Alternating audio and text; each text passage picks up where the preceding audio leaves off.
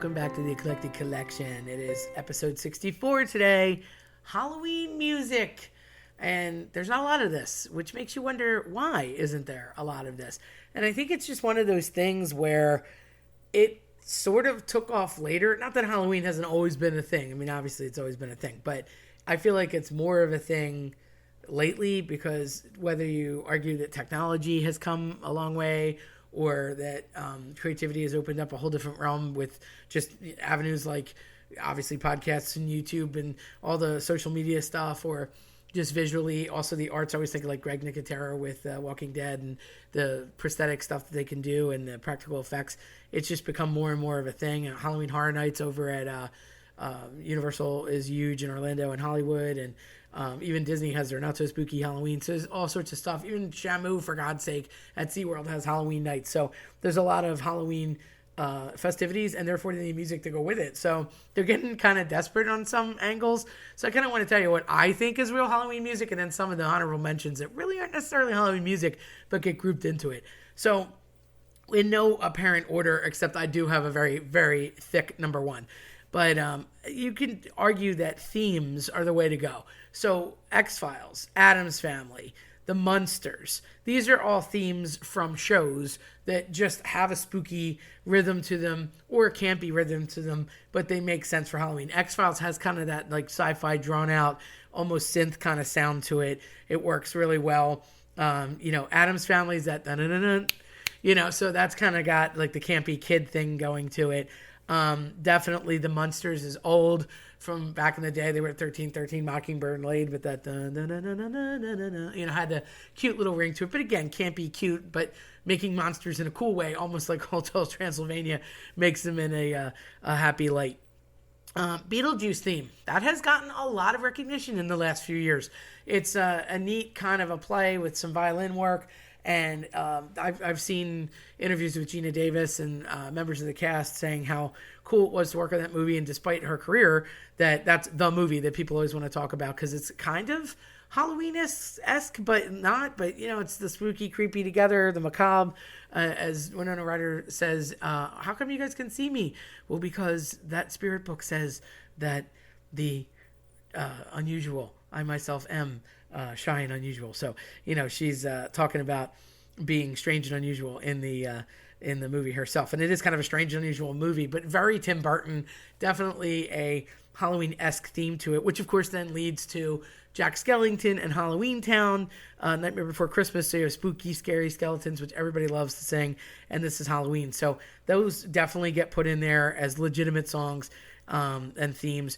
I would say that the Twilight Zone theme is definitely a must because even if you put Rod Serling's voice to it with that opener, shadowy darkness into time, you've kind of got this way about it that lends itself to the unknown and the weirdness and all the like the I and the E equals MC squared and all the little random things in the old black and white trailer. It's very Halloween-esque. One-eyed, one-horn, flying purple people eater, old song. Very cute, very campy, very cool. Again, benign, great for kids. Same thing with Monster Mash. You can't not acknowledge Boris Karloff and Monster Mash. There's where you took a master of horror and you take a voice like Boris Karloff, who of course was part of the whole Grinch situation, the original Grinch, and he's always been in horror movies and part of horror in its pure core from back in the day, and then put it in a campy, cute song for kids. So that's fantastic. Of course, Ray Parker Jr. with Ghostbusters. I can't even imagine. First of all, honestly, Ray Parker Jr., I'm sure he's been producing and stuff, but did we really hear of him before that? No. I really feel bad for him because all I could think is, what must you have thought? What must you have been tasked with to come up with a key song for hilarious guys like Dan Aykroyd and Bill Murray and Harold Ramis and this huge hit of a movie that's totally centered around Halloween for obvious reasons and just the spooky and the supernatural, trying to keep it funny and campy, yet ride the line of spooky, and not make too much fun. You got Sigourney Weaver in there, Rick Moranis, great cast, and it's such a smash hit. And he had to be walking on pins and needles to come up with something as cool and upbeat as like Who You Gonna Call. So I think he did a great job with it, given that they're like a service, but that had to be very tough to kind of create a song like that, literally out of nowhere for a concept that hadn't been done before. So it's kind of a one hit wonder, unfortunately, but it works, and it's definitely, I'd put that at like number 2. The all time number 1 is going to be Michael Jackson's Thriller. Obviously, I don't think that's disputable at all.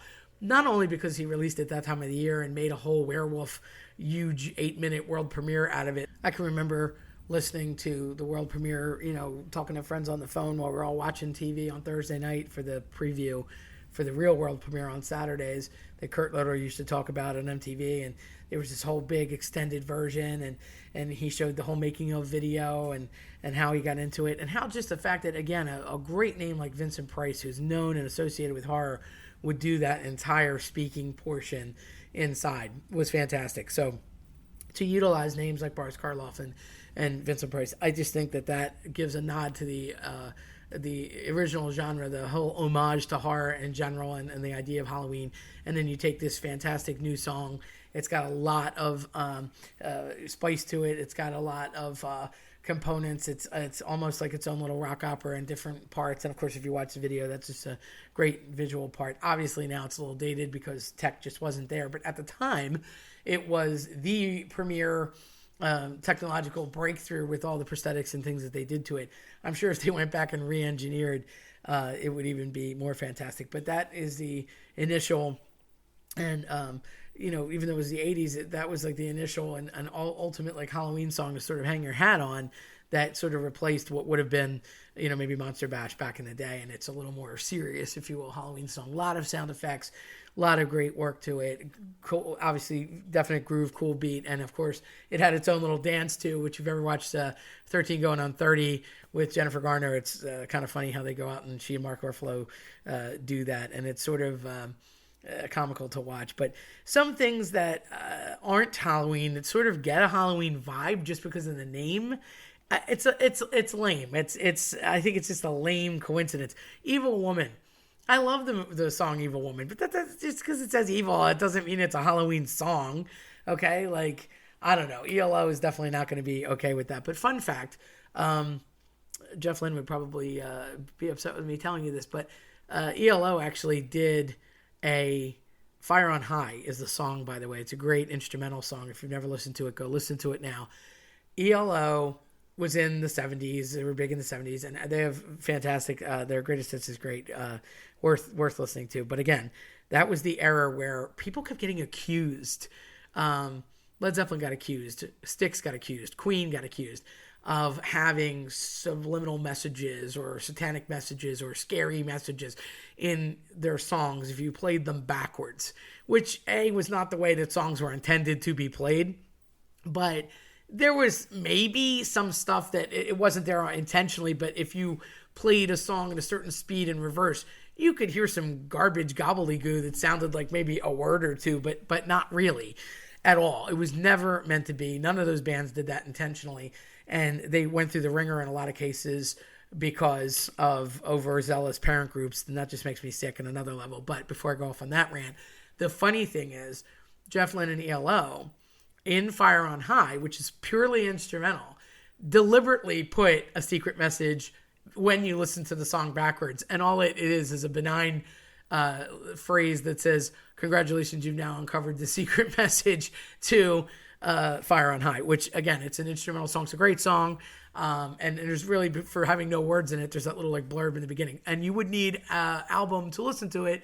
By the way, those are things that are pressed out of black vinyl, just for those of you that don't know what that is. Then again, if you don't know what that is, you might not even know what a CD is. I won't even talk about tapes or 8-tracks. Don't get me started on reel-to-reel and 8mm. But anyway, vinyl, go find some, have some, get yourself a turntable. You need it. But that's the only way you can really listen to it. I'm sure probably now somewhere in the world of social media or on YouTube or something, you could find a clip of it, that was from vinyl that someone recorded and uploaded, and I'm sure you could go do that. But the real cool way to do it is to spin it backwards and play at 33 1/3 revolutions. Those are the big albums, by the way. Little albums are 45 revolutions per minute.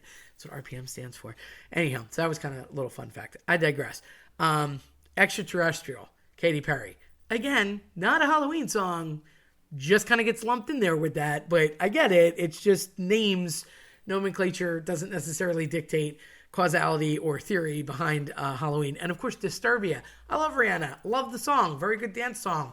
But not really a Halloween song. It's just, the name's going to go with the genre, but that's about it. It's just pure in name only. It's not like you're going to find E.T. show up or anything actually disturbing in there. So those are just some things where they got pulled in. Another one that's old school is Dreamweaver, Gary Wright. Dreams, I guess. It's a loose affiliate, but it's just kind of a cool star celestial sounding beginning, and people would often lump it in Halloween stuff, but not really a Halloween song per se. So there are a few of them, but hopefully we'll have more as time goes on. I imagine they're challenging to write because you're writing about the fictional and the occult, and that can be challenging on many different levels. I know from liking to talk about all that stuff. There's a fine line between super creeps and what's like G-rated for everybody, and yet at the same token, things that you want to kind of explore a little bit more, but there just isn't information. I mean, what are you going to do? Go back and ask a dead person? Like, not an option. So Halloween, what it is, for the fun, campy part of it, these are just some songs I think you might want to play during your next Halloween party, or at least to get in the groove of the spirit of the times for this spooky season.